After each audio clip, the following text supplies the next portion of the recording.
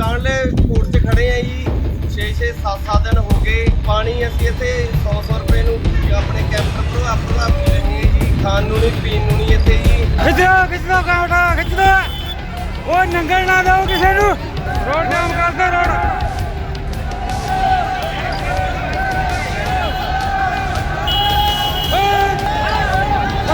भैया रोड के बीच में लेके आओ इसको।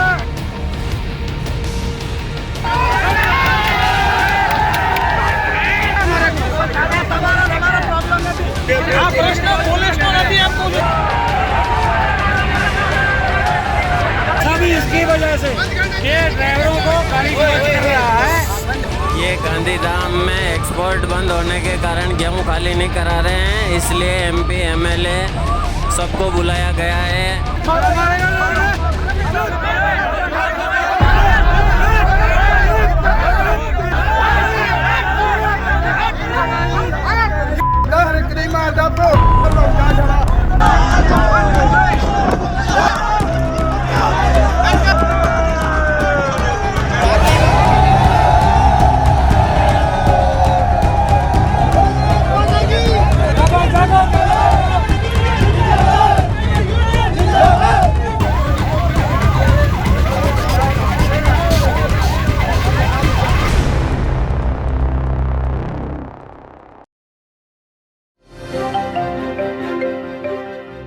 दोस्तों, जैसे कोविड के समय लॉकडाउन हुआ मार्च 2020 में, अचानक अनाउंस कर दिया गया कि आज रात 12 बजे के बाद ट्रक नहीं चलेंगे, तो उस समय हम सब जानते हैं कि हज़ारों ट्रक हाईवे के ऊपर ही रुक गए थे। कोई जंगल में था, कोई हाईवे पे था, कोई वीराने में था, कोई फैक्ट्रियों के बाहर अनलोडिंग के लिए तैयार था, लेकिन फैक्ट्रियों के गेट बंद हो गए, पूरा देश थम गया। कोई कुछ खाने को नहीं मिला, कुछ पीने को नहीं मिला, कोई जगह रहने को नहीं मिली, ऊपर से पुलिस वालों के डंडे मिले अगर कोई कहीं जाने की कोशिश कर रहा था। बहुत बड़ा वो संकट था। शायद सदियों में एक आधी बार ऐसी सिचुएशन बनती है, लेकिन हाल ही में उसका एक छोटा नमूना फिर देखने को मिला, और ये 13 मई को हुआ। उसका एक छोटा सा नमूना फिर देखने को मिला 13 मई को। जी हाँ दोस्तों, 13 मई को ऐसा क्या हुआ कि 7000 ट्रक और लगभग 4 समुद्री जहाज जो थे वो फंस गए। एक ऐसा ऑर्डर आया कि उनको समझ में नहीं आया कि जो माल उनके अंदर लदा हुआ है या लदने वाला है उसका क्या करना है। पूरी ये घटना मैं बताऊंगा। अभी भी हालात पूरी तरीके से ठीक नहीं हुए हैं, हज़ारों गाड़ियां फंसी हुई हैं। कहां कहां पर फंसी हुई हैं, क्या ये फैसला था, बताऊंगा आज की इस खास ग्राउंड रिपोर्ट में एक छोटे से कमर्शियल के बाद। दोस्तों, मैं जानता हूं कि ट्रांसपोर्ट के कारोबार में ढेरों चिंताएं हैं, लेकिन अब कम से कम अपनी गाड़ी के बीमे की चिंता छोड़ दें। प्रीमियम आपको सबसे कम मिलेगा, पॉलिसी में किसी तरह की कोई कमी नहीं होगी और क्लेम हॉटलाइन की सुविधा 24 घंटे मिलेगी। बस गाड़ी की आरसी और पुरानी बीमा कॉपी ट्रांसपोर्ट मॉल ऐप में डालें या 90-831-90-831 पर व्हाट्सएप कर दें, तो गाड़ी का बीमा सिर्फ और सिर्फ ट्रांसपोर्ट मॉल से।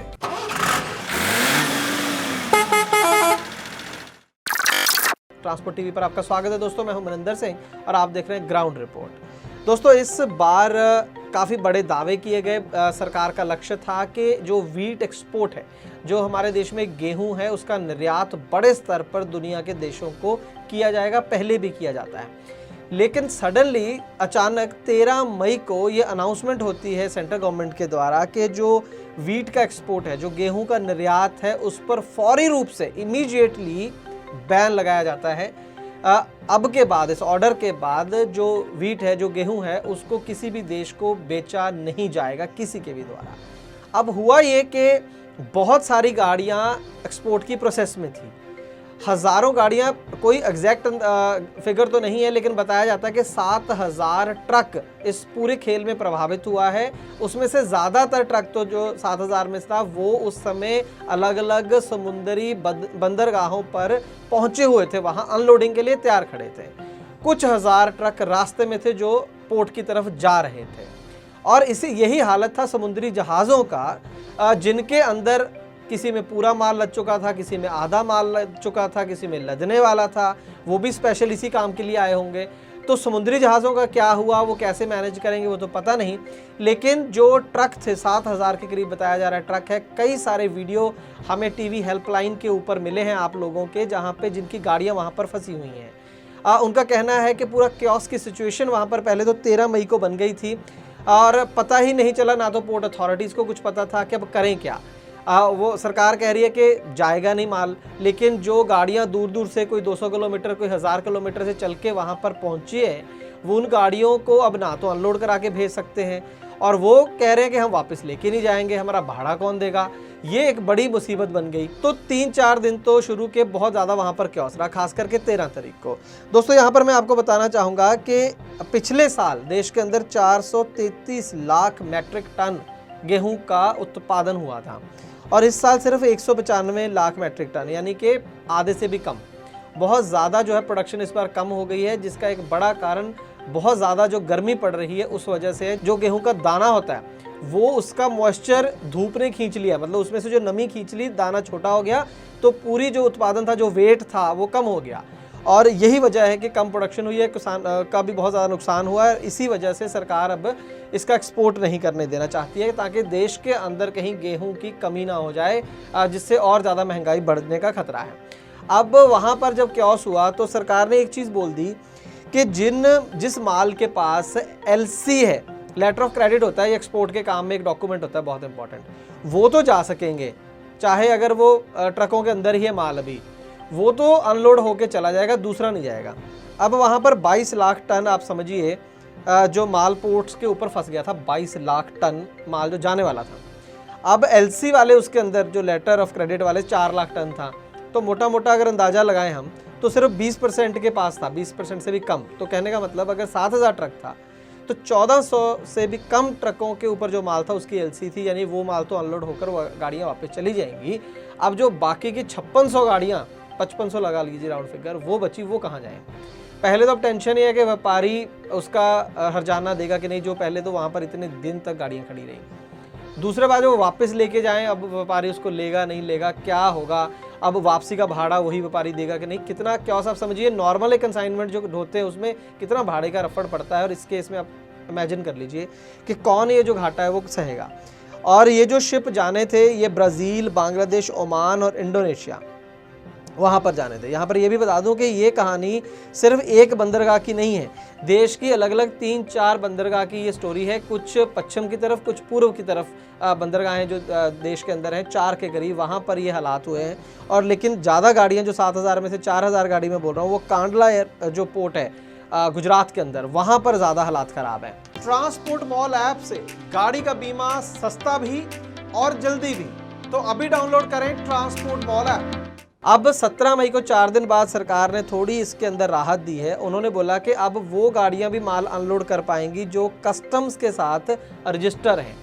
अब ये किसी के पास डेटा नहीं है कि कस्टम के साथ कितनी गाड़ियों का माल रजिस्टर है। अब इसमें तो गाड़ियों वालों ने कुछ करना नहीं है, ना ड्राइवर ने, ना गाड़ी मालिक ने, ये तो आगे व्यापारी का काम है। अब रजिस्टर है नहीं है तो वो पहले पता किया जाएगा, वो गाड़ियाँ शायद छूट जाएं। वो भी इतना वहाँ पर क्योस है कि इतनी जल्दी बारी नहीं आने वाली है। वेटिंग पीरियड 7 से 10 दिन बताया जा रहा है, मतलब जिसके पास डॉक्यूमेंट है, जो कस्टम के साथ रजिस्टर है या LC है, उनको भी 7 से 10 दिन का वेटिंग पीरियड दिया गया है।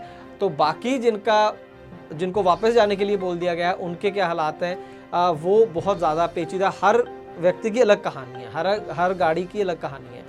तो बहुत बड़ा एक क्योस सा हो गया है जो इमीडिएटली ये सरकार का फैसला आया। फैसला इंपॉर्टेंट है क्योंकि गेहूं की कमी देश में नहीं होनी चाहिए, लेकिन जिस तरीके से अचानक आया उस वजह से ना सिर्फ व्यापारी, गाड़ी मालिक, ड्राइवर, सभी लोग, ट्रांसपोर्टर इससे प्रभावित होंगे।